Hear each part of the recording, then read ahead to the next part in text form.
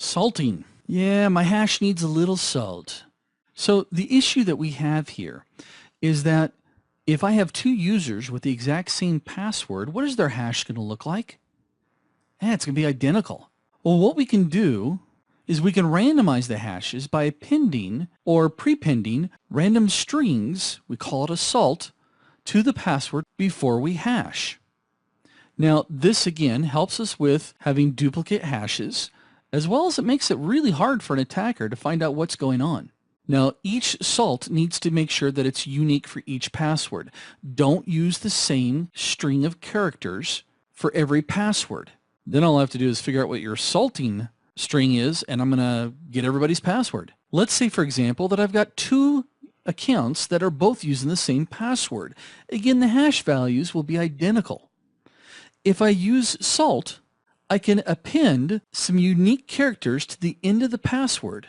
Therefore, two different accounts using the same password have different hash values. To check if the password is correct, we have to be able to have access to the salt, so it's usually stored in a user account database along with the hash or as part of the hash string itself. Now, I'm going to give an unfortunate shout out here because Microsoft won't use this. Well, they kind of use it in the aspect that the passwords in Active Directory are hashed, but the ending hash is just the user name itself. So again, make sure that if you're going to salt your passwords, that each salt is unique to each password.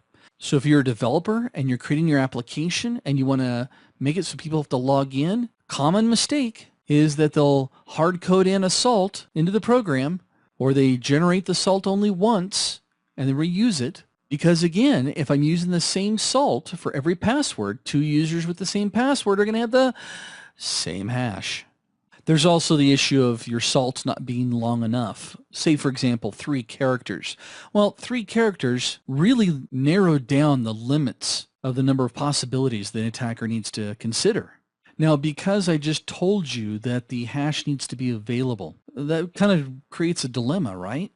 Because if the key is kept on the system and the attacker gains full access to the system, they'll be able to steal the key no matter how long the salt is. So the key needs to be stored in external systems, such as a physically separated server dedicated for password validation. Or there's even some specialized hardware out there that can help store your salt keys. Now, if we can only add some pepper